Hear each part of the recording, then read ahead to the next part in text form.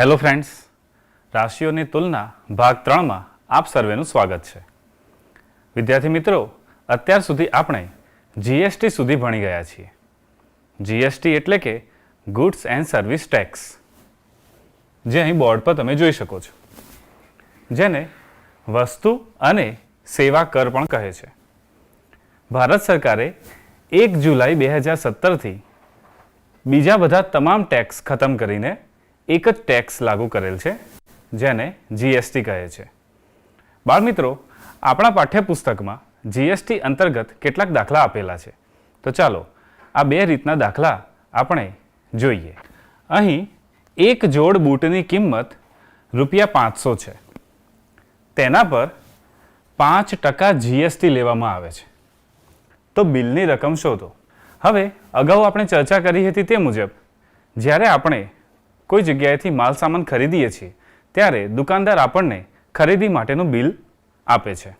આ બિલની અંદર માલ સામાનની કિંમત તથા જીએસટી કે જે વધારાનો કર છે તે બંને લખેલા હોય છે. માટે આપણે અહીં બિલની રકમ શોધવાની છે. બિલની રકમ શોધવા માટે સૌપ્રથમ આપણે જીએસટી શોધી કાઢીએ કે જેથી કરીને તે જીએસટીની રકમને એક જોડ બૂટની કિંમતમાં ઉમેરીશું ત્યારે આપણને બિલની રકમ મળી જશે. તો ચાલો જીએસટી શોધીએ. જીએસટી અહીં તમે જોઈ શકો છો કે 5% જીએસટી લેવામાં આવે છે. 5%. પણ કઈ રકમના 5%? તો એક જોડ બૂટની કિંમતના 5%, એટલે કે ₹500ના 5%. ₹500ના 5%ને આપણે ગાણિતિક સ્વરૂપ આપીએ કે જે તમે ખૂબ સારી રીતે જાણો છો. 500 આ નાની જગ્યાએ કરીશું ગુણ્યા 5 અને છેદમાં આવશે 100. 5% છે માટે તેનું ગાણિતિક સ્વરૂપ આપણે આ રીતે આપીએ છીએ. હવે આ પદનું અતિ સંક્ષિપ્ત રૂપ આપીએ તો આપણને ₹25 જવાબ મળે છે. આ થઈ જીએસટીની રકમ. હવે આપણે શું શોધવાનું છે? બિલની રકમ. બિલની રકમમાં શું શું સમાવિષ્ટ હોય? તો એક જોડ બૂટની કિંમત વત્તા જીએસટી. તો હવે બિલની રકમ શોધીએ. બિલની રકમ બરાબર એક જોડ બૂટની કિંમત વત્તા જીએસટી. ચાલો જોઈએ. એક જોડ બૂટની કિંમત કેટલી છે? ₹500. તો અહીં લખીશું ₹500 વત્તા જીએસટી કેટલું મેળવ્યું આપણે? ₹25. આપણને જવાબ મળશે ₹525. આ થઈ બિલની રકમ. તો આ પ્રકારના દાખલા તમને તમારા પાઠ્યપુસ્તકમાં સ્વાધ્યાયમાં આપેલા છે, તો તમે આ રીતે ગણી શકશો. ચાલો હવે આપણે વ્યાજ વિશે શીખીએ. બાળમિત્રો, તમે અત્યાર સુધી સાદું વ્યાજ સમજી ચૂક્યા છો. હવે આપણે ચક્રવૃદ્ધિ વ્યાજ સમજવાનું છે. તો ચાલો તેની સમજ મેળવીએ. વ્યાજમાં અત્યાર સુધી તમે શીખ્યા છો કે સાદું વ્યાજ એટલે કે સિમ્પલ ઇન્ટરેસ્ટ SI બરાબર PRT/100. આવું એક સૂત્ર ધોરણ 7માં તમે શીખી ગયા છો. આ સૂત્રની મદદથી જ હવે આપણે ચક્રવૃદ્ધિ વ્યાજ શીખવાના છીએ. ચક્રવૃદ્ધિ વ્યાજ એ શબ્દ જ આપણને સમજાવે છે કે અહીં વ્યાજની વૃદ્ધિ ચક્ર સ્વરૂપે થતી હશે. એટલે કે વ્યાજનું પણ વ્યાજ ચક્રવૃદ્ધિ વ્યાજમાં ગણવામાં આવે છે. માટે જ તેને ચક્રવૃદ્ધિ વ્યાજ કહે છે. તો ચાલો ચક્રવૃદ્ધિ વ્યાજની ગણતરી કેવી રીતે થાય છે તે એક ઉદાહરણથી સમજીએ. સ્વાતિબેન ₹1 લાખની રકમ વાર્ષિક 12% ચક્રવૃદ્ધિ વ્યાજે લે છે. હું અહીં આ વાર્ષિક શબ્દ પર ભાર મૂકું છું. કેમ મૂકું છું એ તમને આગળ સમજાવીશ. સ્વાતિબેન ₹1 લાખની રકમ વાર્ષિક 12% ચક્રવૃદ્ધિ વ્યાજે લે છે. તો 2 વર્ષના અંતે ચૂકવવું પડતું ચક્રવૃદ્ધિ વ્યાજ અને ચૂકવવી પડતી કુલ રકમ એટલે કે વ્યાજ અને મુદ્દલ બંનેનો સરવાળો આપણને શોધવાનો કહેલો છે. તો ચાલો રકમમાંથી મળતી વિગતો નોંધી લઈએ. અહીં મુદ્દલ બનશે ₹1 લાખ. વ્યાજનો દર બનશે R બરાબર 12% વાર્ષિક. ફરી પાછું અહીંયા વાર્ષિક પર ભાર મૂકું છું. કેમ એ આગળ સમજાવીશ. સમયગાળો, જેને આપણે મુદત પણ કહીએ છીએ, કેટલી છે? 2 વર્ષ. અહીં વ્યાજની ગણતરી આપણે દર વર્ષ માટે અલગ અલગ કરીશું. એટલે કે પ્રથમ વર્ષ માટે અને બીજા વર્ષ માટે આપણે બોર્ડના એવા 2 ભાગ પાડી દઈએ. પ્રથમ વર્ષ, બીજું વર્ષ. પ્રથમ વર્ષ માટે મુદ્દલ આપણે એને P1 કહીએ. P1 બરાબર રૂપિયા 1 લાખ. વ્યાજનો દર આપણને ખબર છે 12%. તો હવે આ 12% લેખે પ્રથમ વર્ષનું સાદું વ્યાજ ગણીએ. એટલે કે SI1. અહીં 1 કેમ લખું છું? કારણ કે આ પ્રથમ વર્ષ માટે ગણતરી કરી રહ્યા છીએ. આપણને સાદું વ્યાજ શોધવાનું સૂત્ર ખબર છે. P1 RT છેદમાં 100 બરાબરની નીચે બરાબર. P1 પ્રથમ વર્ષની મુદ્દલ રૂપિયા 1 લાખ ગુણ્યા R એટલે કે વ્યાજનો દર. વ્યાજનો દર છે 12%. તો અહીં લખીશું ગુણ્યા 12 ગુણ્યા T કેટલા લઈશું? તો આપણે 1 વર્ષ માટે ગણતરી કરી રહ્યા છીએ માટે અહીં 1 લખીશું. કારણ કે આ પ્રથમ વર્ષની જ વાત છે. પ્રથમ વર્ષ આખું 1 વર્ષ બનશે માટે આપણે અહીં Tની જગ્યાએ 1 લખીશું. છેદમાં આવશે 100 બરાબરની નીચે બરાબર.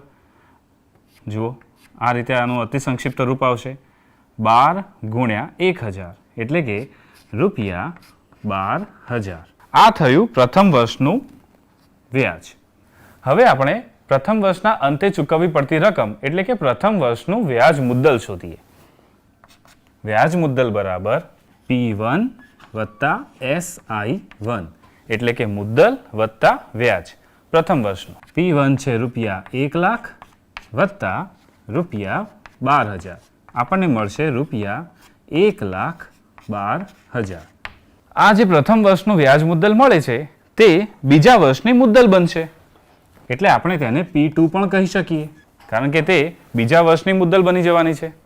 તો ચાલો હવે બીજા વર્ષ માટે ગણતરી કરીએ. તો અહીં બનશે મુદ્દલ P2 બરાબર રૂપિયા 1,12,000. કેમ 1,12,000 થયા? કારણ કે પ્રથમ વર્ષનું જે વ્યાજ મુદ્દલ છે તે બીજા વર્ષની મુદ્દલ બની જશે. તો હવે અહીં ગણતરી કરીએ. ફરીથી SI2 બરાબર P2 RT છેદમાં 100. P2 આપણને ખબર છે એટલે કે બીજા વર્ષનું મુદ્દલ રૂપિયા 1,12,000 ગુણ્યા 12 ગુણ્યા 1 છેદમાં 100. ચાલો કહો જોઈએ આ T બરાબર 1 કેમ લખ્યા? અહીં તો આપણે બીજા વર્ષની ગણતરી કરીએ છીએ તો શું આપણે અહીં 2 લખવા ના જોઈએ? ના, પણ આપણે 1 વર્ષ માટે ગણતરી કરીએ છીએ. પ્રથમ 1 વર્ષ એટલે 1 વખત T બરાબર 1 આવશે. બીજું પણ 1 વર્ષ એટલે પણ ત્યાં પણ T બરાબર 1 આવશે. ચાલો આનું અતિ સંક્ષિપ્ત રૂપ આપીએ તો આપણને મળશે રૂપિયા 1,120 ગુણ્યા 12 બરાબર રૂપિયા 13,440. આ થયું બીજા વર્ષનું વ્યાજ.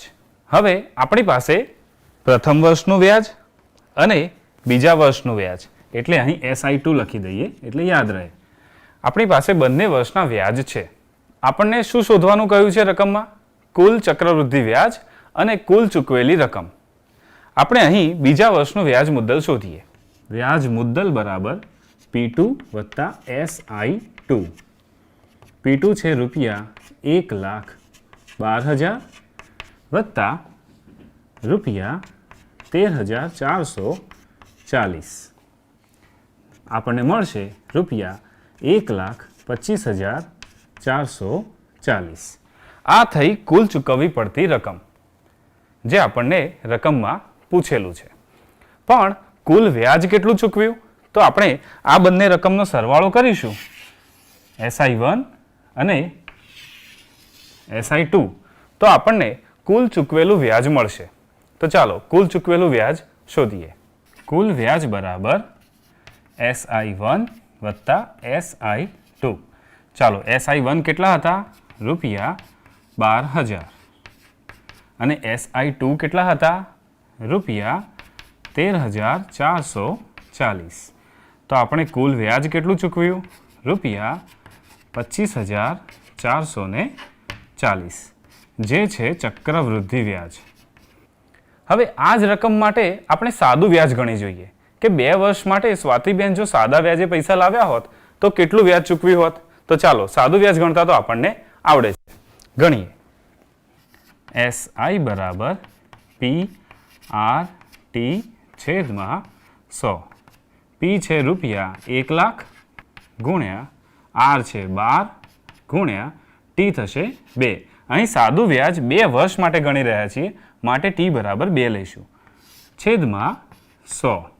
અતિ સંક્ષિપ્ત રૂપ આપીએ તો આપણને મળશે 12 ગુણ્યા 2 24, 24 ગુણ્યા 1,000 એટલે ₹24,000.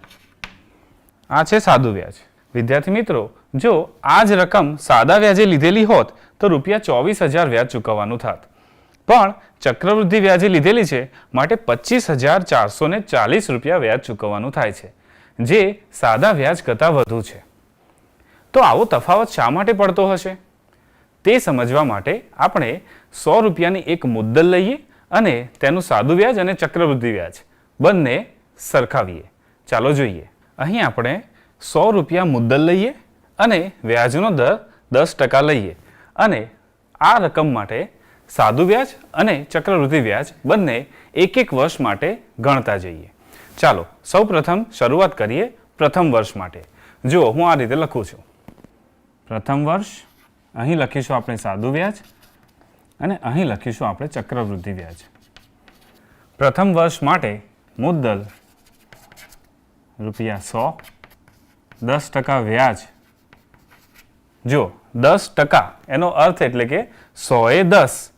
જો ₹100 મુદ્દલ હોય તો વ્યાજ થશે ₹10. આપણે અહીં ₹100 જ મુદ્દલ લીધેલી છે તો વ્યાજ કેટલું થશે? ₹10. ₹10. વર્ષાંતે કિંમત, આ બંનેનો સરવાળો ₹110. હવે આ જ રીતે ચક્રવૃદ્ધિ વ્યાજ માટે જોઈએ. મુદ્દલ ₹100, 10% વ્યાજ. હમણાં કહ્યું તેમ ₹10. વર્ષાંતે કિંમત, વર્ષાંતે એટલે કે વર્ષના અંતે થતી કિંમત, આ બંનેનો સરવાળો એટલે કે વ્યાજ મુદ્દલ ₹110. આ થયું પ્રથમ વર્ષનું સાદું વ્યાજ અને આ છે પ્રથમ વર્ષનું ચક્રવૃદ્ધિ વ્યાજ. તમે જુઓ, પ્રથમ વર્ષ માટે સાદું વ્યાજ અને ચક્રવૃદ્ધિ વ્યાજ બંને સમાન છે. અહીં પણ ₹10 છે, અહીં પણ ₹10 છે. હવે આપણે બીજા વર્ષ માટે જોઈએ. બીજું વર્ષ. આપણને ખબર છે કે સાદું વ્યાજમાં મુદ્દલ બદલાતી નથી. અહીં ફરીથી લખીએ. મુદ્દલ ₹100, 10% વ્યાજ ₹10. વર્ષાંતે કિંમત, વ્યાજ મુદ્દલ ₹110. બીજા વર્ષ માટે સાદું વ્યાજ થયું ₹10 અને વ્યાજ મુદ્દલ બને છે ₹110. આ જ વસ્તુ બીજા વર્ષ માટે ચક્રવૃદ્ધિ વ્યાજ માટે ગણીએ. મુદ્દલ. ચાલો, ચક્રવૃદ્ધિ વ્યાજ માટે તમને ખબર છે કે પ્રથમ વર્ષનું જે વ્યાજ મુદ્દલ હોય તે બીજા વર્ષની મુદ્દલ બની જશે. માટે અહીં મુદ્દલ બનશે ₹110. 10% વ્યાજ. આ 110ના 10% એટલે કે ₹11. વર્ષાંતે કિંમત, વ્યાજ મુદ્દલ ₹121. જુઓ, બીજા વર્ષ માટે સાદું વ્યાજ મુદ્દલ કેટલું આવ્યું? ₹110 અને ચક્રવૃદ્ધિ વ્યાજ મુદ્દલ કેટલું આવ્યું? ₹121. આવું શા માટે થાય છે? તો અહીં જુઓ, અહીં ચક્રવૃદ્ધિ વ્યાજમાં બીજા વર્ષ માટે મુદ્દલ 110 થઈ જાય છે, જ્યારે સાદા વ્યાજમાં મુદ્દલ ₹100 એમ જ જળવાઈ રહે છે. તથા આ જે ₹10 વ્યાજ હતું પ્રથમ વર્ષનું, તેનું પણ વ્યાજ ₹1 અહીં વધારાનું એડ થાય છે, માટે અહીં ₹11 વ્યાજ થાય છે. તો આમ તમે સમજી શકો છો કે ચક્રવૃદ્ધિ વ્યાજમાં મૂડી એટલે કે મુદ્દલનું વ્યાજ તો ગણવામાં આવે છે, સાથે સાથે પ્રથમ વર્ષનું જે વ્યાજ હતું તેનું પણ બીજા વર્ષે વ્યાજ ગણવામાં આવે છે. તો આમ ચક્રવૃદ્ધિ વ્યાજને વ્યાજનું પણ વ્યાજ કહે છે. તો હવે તમે સમજ્યા કે ચક્રવૃદ્ધિ વ્યાજ એ હંમેશા સાદા વ્યાજ કરતાં વધુ કેમ હોય છે. બાળ મિત્રો, આવું આપણે આ બીજા વર્ષ માટે કર્યું, પછી ત્રીજા વર્ષ માટે કરીએ, એમ કરતા જઈએ તો આપણને ચક્રવૃદ્ધિ વ્યાજ મળતું જાય. પણ શું ચક્રવૃદ્ધિ વ્યાજ લાંબી મુદત માટે શોધવું હોય તો આપણે એક એક વર્ષનું આવું વ્યાજ શોધ્યા કરીએ તો એ તો દાખલો કેટલો લાંબો થઈ જાય? ના, આ માટે ચક્રવૃદ્ધિ વ્યાજ ગણવાની એક સૂત્રની રીત છે. પણ આ સૂત્ર કેવી રીતે તારવીએ છીએ તે હવે આપણે જોઈએ. ચક્રવૃદ્ધિ વ્યાજના સૂત્રની તારવણી. આ માટે આપણે ધારણા કરીએ કે P1 એ રકમ છે જેનું ચક્રવૃદ્ધિ વ્યાજ 8% પ્રતિ વર્ષ ગણવાનું છે. આપણે એવું ધારી લઈએ કે P1 કોઈ એક રકમ છે અને તેનો વ્યાજ દર 8% છે અને દરેક વર્ષ માટે આપણે તેનું ચક્રવૃદ્ધિ વ્યાજ ગણતા જઈએ. હમણાં આપણે શીખ્યા કે એક એક વર્ષે આપણે ચક્રવૃદ્ધિ વ્યાજ ગણીએ છીએ. તો આપણે પ્રથમ વર્ષ માટે કંઈક આવું સૂત્ર બનાવી શકીએ. પ્રથમ વર્ષનું વ્યાજ SI1 કહીએ. 1 કેમ કર્યા? કારણ કે પ્રથમ વર્ષનું છે. P1 RT છેદમાં 100. તેથી SI1 બરાબર P1 R છેદમાં 100. કેમ ટીની જગ્યાએ 1 કરી દીધા?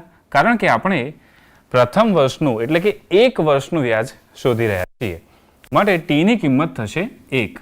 હવે આપણને મળ્યું SI1 બરાબર P1R છેદમાં 100. આ પ્રથમ વર્ષનું વ્યાજ મુદ્દલ ગણીએ એટલે કે એનું સૂત્ર બનાવીએ તો તેને આપણે કહીએ A1. A1 બરાબર તમે જાણો છો કે મુદ્દલ વત્તા વ્યાજ. મુદ્દલ એટલે કે પ્રથમ વર્ષની મુદ્દલ P1 વત્તા પ્રથમ વર્ષનું વ્યાજ SI1. A1 બરાબર P1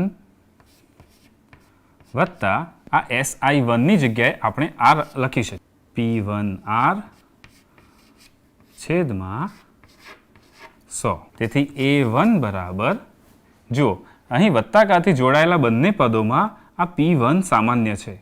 આપણે આનું અવયવીકરણ કરીએ તો P1 એને સામાન્ય કરી લઈએ તો કૌંસમાં રહેશે, અહીં કંઈ નહીં રહે એટલે માટે સહગુણક 1 અહીંયા રહેશે. 1 વત્તા અહીં શું રહે છે? R છેદમાં 100. તો આ મળ્યું આપણને A1. પ્રથમ વર્ષના અંતે A1 બરાબર P1 કૌંસમાં 1 વત્તા R છેદમાં 100. આ પ્રથમ વર્ષનું વ્યાજ મુદ્દલ છે તે બીજા વર્ષની મુદ્દલ બનશે, માટે આપણે આને P2 પણ કહી શકીએ. તો આ યાદ રાખજો કે આ P2 પણ છે. હવે બીજા વર્ષ માટે વ્યાજ ગણીએ. બીજા વર્ષનું વ્યાજ SI2 કહીશું.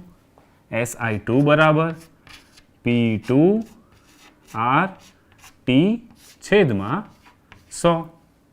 હવે જુઓ આ P2 આ રહ્યા. P2 ના જગ્યાએ આપણે આ લખી શકીએ તો લખીએ ચલો. P1 કૌંસમાં 1 વત્તા R છેદમાં 100 R છેદમાં 100. ચલો ટીની જગ્યાએ મેં 1 કરી દીધા. તમને સમજ પડી હશે કે આ બીજા વર્ષનું એક વર્ષનું વ્યાજ ગણી રહ્યા છીએ, માટે ટીની કિંમત થઈ જશે 1. તો આપણે હવે તેને ત્યાં દર્શાવતા નથી. તો આ થયું SI2 એટલે કે બીજા વર્ષનું વ્યાજ. હવે બીજા વર્ષની વ્યાજ મુદ્દલ શોધીએ જેને આપણે A2 કહીશું. A2 બરાબર P2 વત્તા SI2. હવે P2 તો આપણને ખબર છે, તો જુઓ આ લખી શકીએ. P2 ના જગ્યાએ શું લખી શકીએ?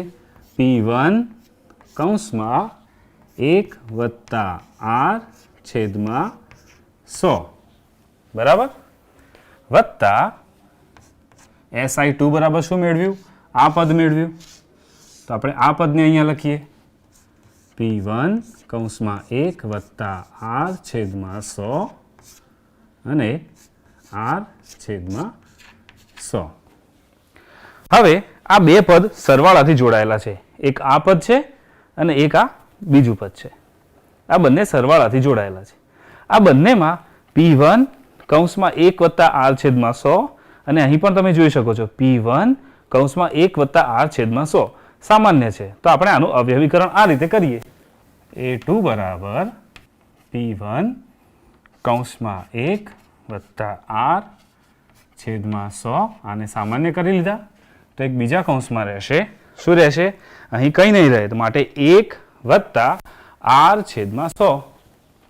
1 વત્તા R છેદમાં 100. તો A2 બરાબર P1 કૌંસમાં 1 વત્તા R છેદમાં 100 એની 2 ઘાત. ચલો મેં 2 ઘાત કેમ કરી? તો તમે અહીં જોઈ શકો છો કે આ બંને જે પદ રહ્યા બંને સમાન છે અને બંને એકબીજા સાથે ગુણાકારના સંબંધથી જોડાયેલા છે. તો આપણે તેની 2 ઘાત લખી શકીએ. આવું જ આપણે ત્રીજા વર્ષ માટે, ચોથા વર્ષ માટે એમ કરતા જઈએ તો આપણને કંઈક આ પ્રમાણે સૂત્ર મળે કે an બરાબર P1 કૌંસમાં 1 વત્તા R છેદમાં 100 એની n ઘાત. આ પ્રમાણે આપણને સૂત્ર મળે.